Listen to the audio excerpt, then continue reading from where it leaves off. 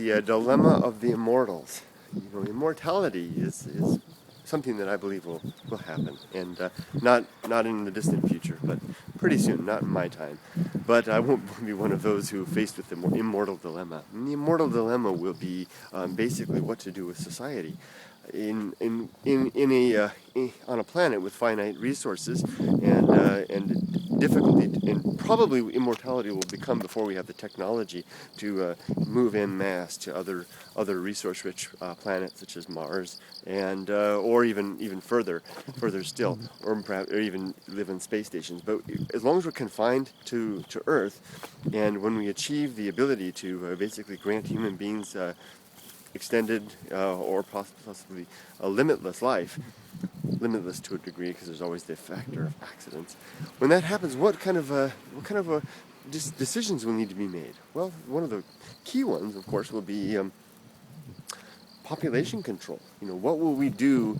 Currently we need the resurgence of new generations of human beings to maintain the population. We're doing it to excess at this time. But what will happen when some number of us begin to be able to stick around, and eventually everybody can stick around? Because it'll be like, I imagine, simplistic example, it'd be like smartphones. That'll be the early adopters, and then eventually half the people on the planet will have them, and eventually everyone will be around for good. What will we do? Will we stop having children? Will we have no more need for primary, secondary education? What will we do in terms of the resource, energy and the like? What are we going to do when everyone has the second and third chance at wealth accumulation? And the system that we have now, which allows clever individuals to accumulate wealth into midlife and then enjoy a leisurely retirement until death. What will happen when everybody has the chance to gain the wisdom to do that and to no longer need to work? That kind of a system, that kind of society won't be sustainable unless we're able to really become a type 1 civilization which can harness effectually the resources of our planet. And then what will that mean in terms of leisure time and the ability to want and to have families and extend families? Everything will have to change when the immortals arrive, and that doesn't even begin to talk about the question of the reason for life, the purpose for living, and issues such as religion.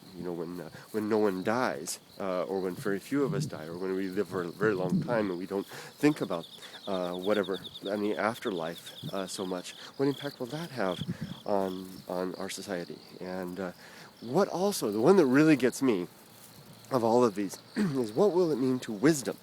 Wisdom now, we're the longest living human beings that we have are, somewhere up in the 120s, I guess. I don't know exactly. And but for all intents and purposes, I imagine most of us lose most of our keener faculties at an earlier age still. So we gain the wisdom and the experience of several key decades of life through our mid-living. Let's imagine most of us live to be 75 years old. We've got maybe 3 or 4 decades of making mistakes and having successes and gaining wisdom, not knowledge, but wisdom, and then that we then hold and are effectually unable to pass on to anybody. You can't teach wisdom. You can share it, but nobody will really learn it from you. They all have to learn it themselves, and then we die. Now, what will happen when the first generations of humans arrive who are able to gain that level of wisdom and then go beyond and hold it and maintain, especially they can maintain their mental faculties and then be able to apply it at a later stage? That's the point where they're beginning to approach my dream of original thought, where they'll be able to step outside of well, they really won't be that way, because they won't be stepping outside of the pathways implied in our code, in our genetic code. They will instead simply be able to have more information and more experience. It'll still be the original thought will remain a dream to the immortals as well. It'll really take something else. It'll take probably the AI to get there. But I diverge into another subject.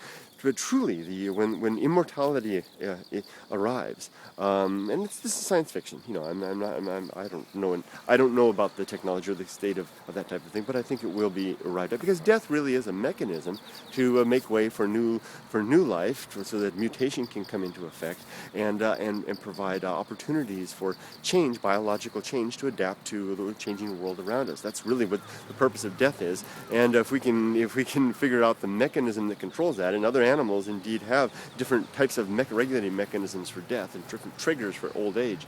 If we can figure this out, then we will achieve that state of immortality. Or maybe it won't be a matter of biology. Maybe it'll be more a matter of technology, of creating containers into which our consciousness can be placed. In either case, it will have great implications for the state of the world around us, of society, of religion, of government, of purpose, and maybe even of higher thought. Take care, everybody. Have a great day. And even though you and I will not be amongst the immortals, hopefully one day they'll remember us, and they'll probably smile and think fond memories of their simple predecessors. Take care, everybody. Bye-bye.